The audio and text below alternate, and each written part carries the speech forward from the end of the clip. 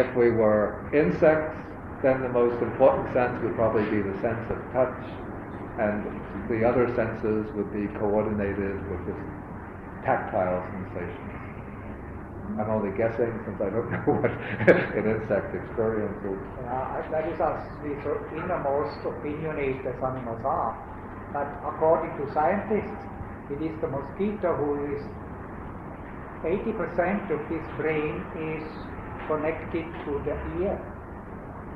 He finds the people by listening, very sensitive to sound. So it seems to be that he is finding his food according to even the stream of blood that goes through the body, I don't know, and can differentiate and can find the food with the ear, not with the nose or so. How does it operate in the formless? In the formless realm, there are no physical sense faculties, no physical sense objects. They have only the mind-based, mind consciousness, and they take only mind objects. Okay, so we were saying that the mind consciousness coordinates the data of the other five senses, brings them together, and also is able to discriminate the objects of the senses, to determine particular form as the shape of a chair, particular taste is the taste of an apple, and also the mind consciousness takes the entire realm of mind objects, non-sensuous objects, like concepts, ideas, meaning, mental images, impressions, judgments, propositions, all of this realm of, say, this abstract, imagistic, non-sensuous realm is a realm special to mind consciousness. Okay, then we come to the 6 types of contact. Okay, here the Buddha actually uses a particular sequence to show how contact arises. Okay, dependent on the I and form, I consciousness arises. The meaning of the 3 is contact.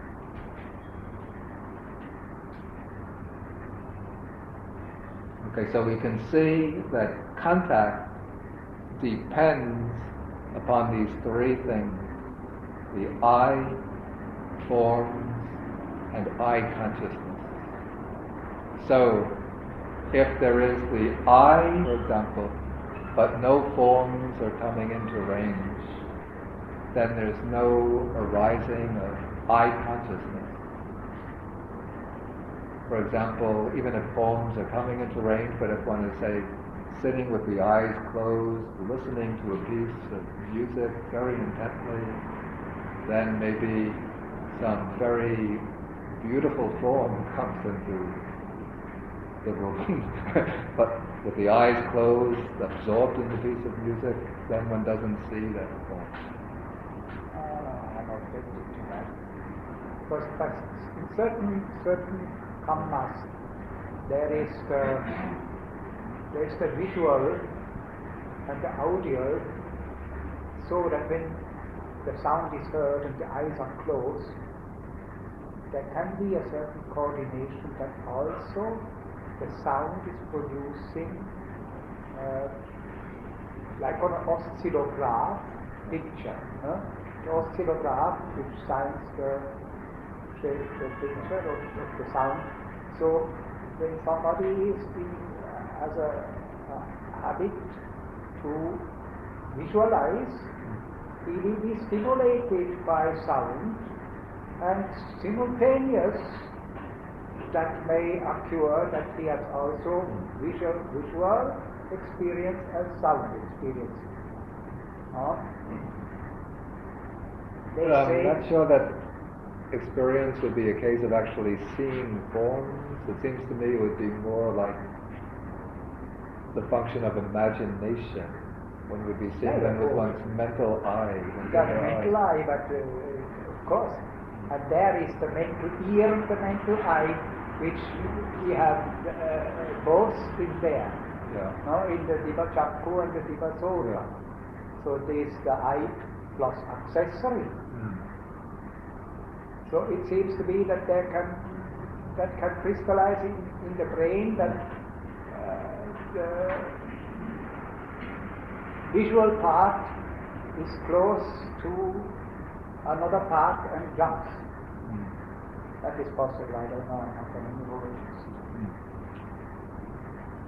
Anyway, according to our ordinary understanding, if the eye is intact, but form, let's just say the form doesn't come into range, then there's no arising of visual consciousness.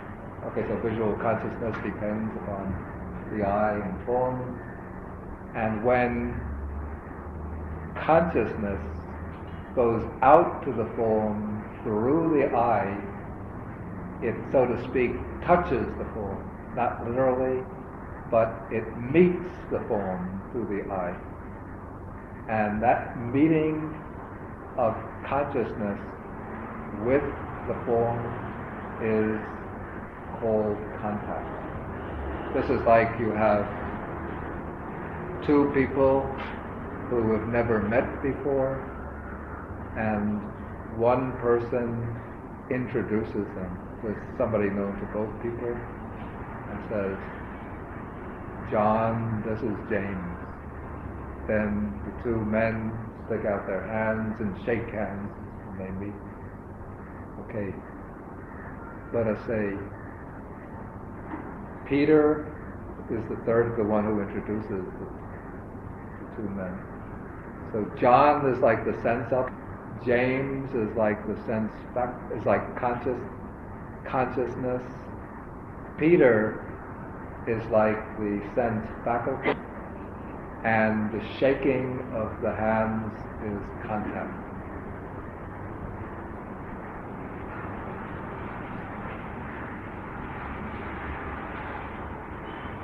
So contact, from one angle we say, the Sutta says it's the meeting of the three.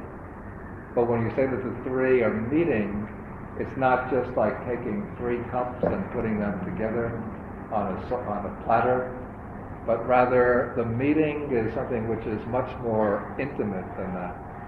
It's the case of contact, it's the case of consciousness going through the sense faculty, speaking metaphorically. It goes out through the sense faculty and meets the object, shakes hands with the object, and that shaking hands with the object, that is contact. And since there are 6 types of objects, 6 types of sense faculties, 6 types of consciousness, there are also 6 types of contact.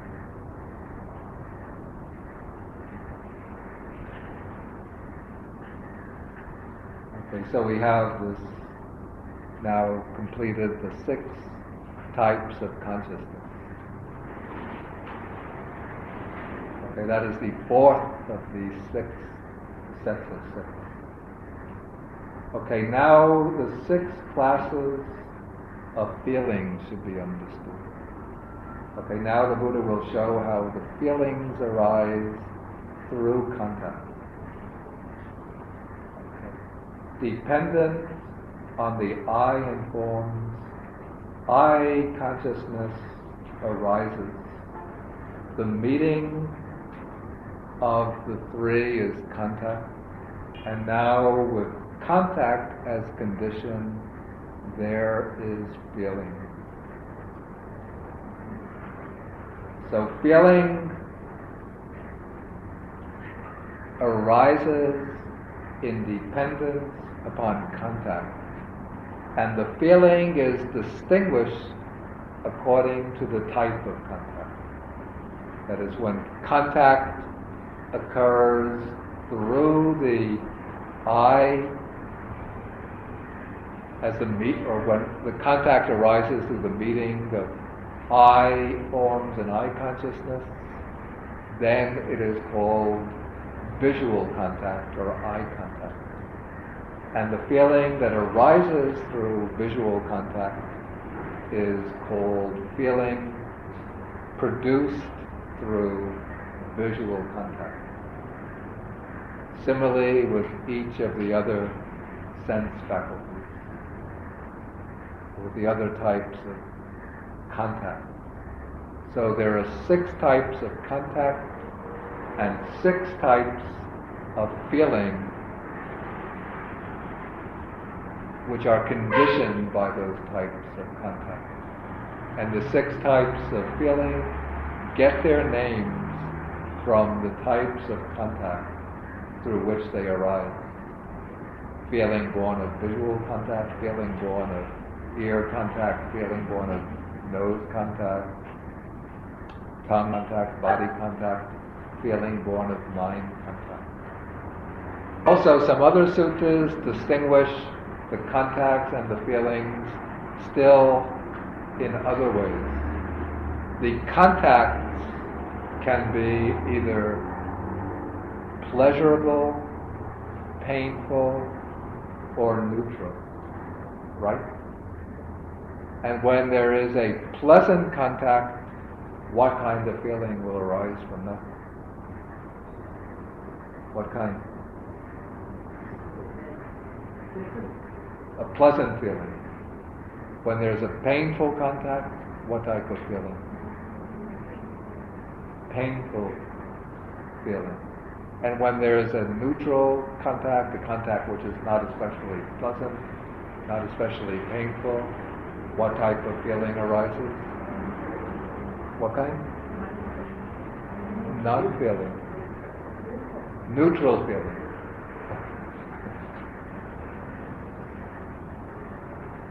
Okay, so in this way, the types of feeling depend upon the types of contact. Now the visual contact would be immediately reinforced by the mind contact. Visual contact reinforced by mind contact. How is that? The visual contact, yeah, the mind contact will have to go in there for better understand. Oh, I see. Yeah, visual contact will be sort of followed up by a mind contact. Because the mind contact is associated with the mind base or mind faculty. Yeah, so when the mind base arises after a visual experience, a purely visual experience of seeing the form, okay, then the mind base, say, distinguishes the form. Then there is a contact associated with the mind base. That is the mind contact. Yeah, that's true. I think when the contact takes place, that can be in 2 ways. That is the ignorant contact, which definitely gives rise to feelings, which then in return gives rise to feelings. And that can close opinion about the whole thing, you know? Wrong determination, wrong views regarding this or that. But if there is a contact which is not ignorant, how do we call that feeling which is arising?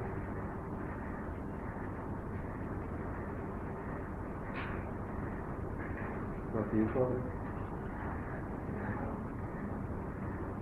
It is not neutral, it is necessarily, it can be neutral, it can be what we call pleasant or unpleasant. But there is no, how shall I say, that there is no proliferation in any way, shape or form regarding this. So the feeling is then free from any question of ownership.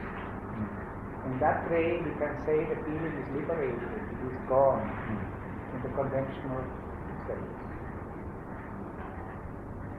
not I am mine. It is just arising.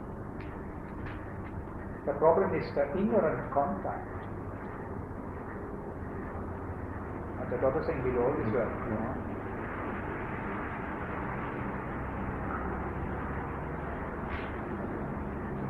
Okay, so now we have the sequence as far as feeling.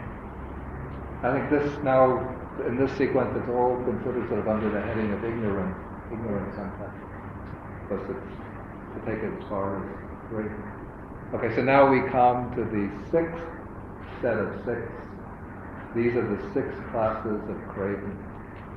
Okay, so dependent upon the I and forms, the I consciousness, the Buddha repeats the sequence just to reinforce the dependent and the conditioned nature of all these phenomena. Dependent on the I and forms, I consciousness arises. The meeting of the 3 is contact. With contact as condition, there is feeling. And with feeling as condition, there is craving. Craving is, in Pali, it's tanha, which means literally thirst. And so craving usually arises through the thirst for the experience of feeling. And generally, craving is driven to experience, to enjoy pleasant feelings. And so the main condition for craving is pleasant feeling. But also certain types of neutral feeling can also sustain craving. One type of neutral feeling is the feeling of equanimity, which can occur even in the 4th jhana and the formless, the arupa attainments. If there is no wise understanding of these jhanic states, these meditative states, then a subtle craving can set in, and one clings to this peaceful equanimity and holds to it. And by holding to it, then consciousness or the mind becomes established upon it and clings to it, and that will sustain the continuity of becoming, the continuity of existence. And so rebirth will occur. Samsara will roll on based upon that craving for this very subtle, pure, elevated, peaceful feeling of the higher jhanas. Or even when there's a kind of neutral feeling of just the kind of dull equanimity, not the lofty equanimity of the jhanas, but just sitting maybe in an armchair on the quiet Saturday afternoon, no work, nothing to do, nobody disturbing you, and you just feel maybe getting dull and drowsy, but there's nothing troubling the mind.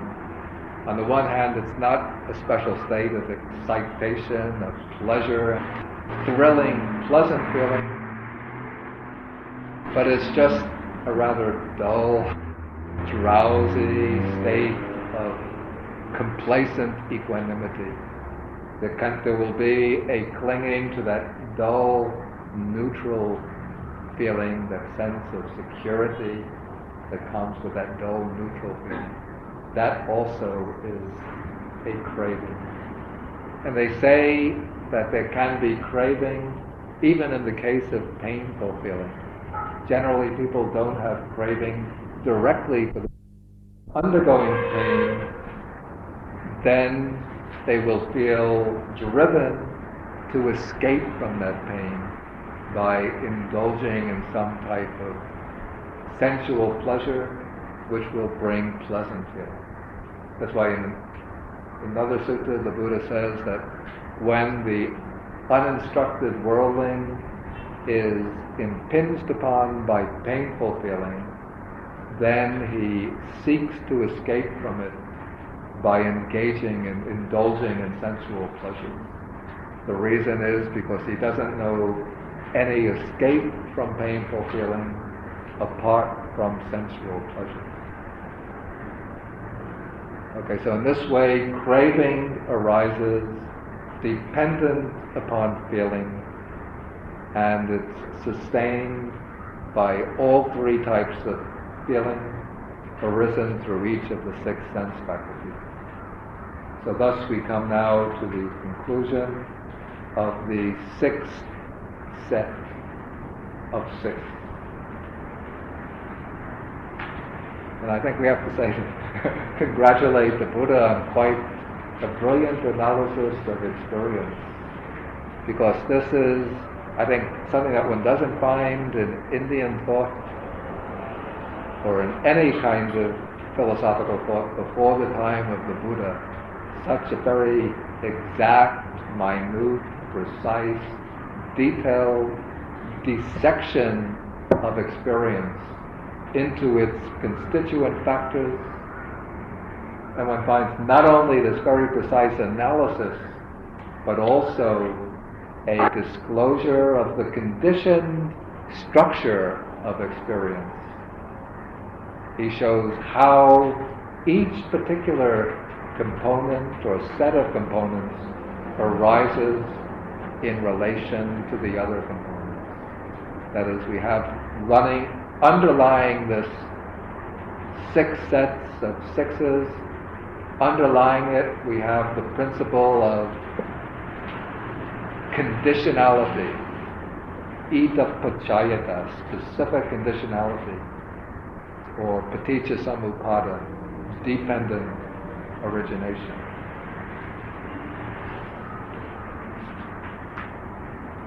Okay, maybe we will stop here, and if there's any comments or any questions, please.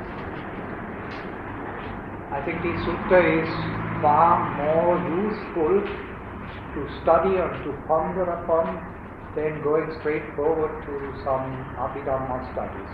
Yeah. Because that is factually the base of the Abhidhamma. Yeah. And when we are understanding these and do a little meditation around it, then we will have later a practical access to studies of Abhidhamma. Then we can see how much that helps us. But without having these thoroughly understood, how the apparatus works, studies in Abhidhamma are more a hindrance than profit for us. How can we explain seeing forms by dreaming? I would have to say that seeing forms by dreaming, it's really I would say that it's the functioning of the mano-vijnana, the mind consciousness. Excuse me? Form is transmitted by the mind consciousness.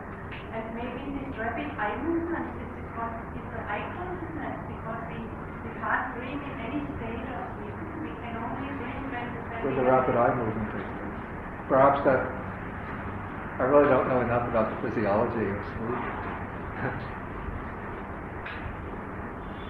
Anyway, these inner pictures are not possible when there is no flesh eye. These inner sounds are not possible if there is not also a mechanical eye with dominant or that. So if somebody loses their eyes, say somebody gets blinded, they won't be able to actually see forms outside. No, but with closed eyes they can see. They can still visualize or imagine forms. Through they could see them inwardly. But in that case, one would have to say that the eye is not functioning as a base for the consciousness. And the consciousness that arising, I wouldn't call that eye consciousness. I would say that's a mind consciousness. Yeah, mind, but it is nourished by the memory of the... Of course, it's nourished by memories of experiences that were acquired through visual. But interesting is that the man who is born blind, he does not have that. Yeah. I think a person who's born blind, he'll have no sense of seeing visual forms. But even dreaming is a base for feeling. So it's interesting. Dreaming is a base for feeling. Of course, yeah. But those will be feelings the feelings that occur in dreams would be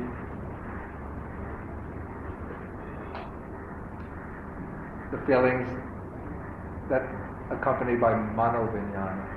Without conscious will. That's the difference between the dream and the world outside, the other dream. That dream, that the other dream. So in the other dream there is no conscious will. There is will, but no conscious will. That is the difference. Not much.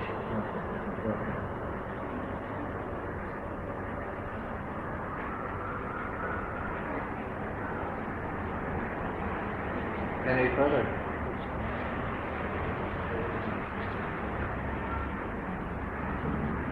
Okay, then we will stop for this evening and then we will continue next Thursday.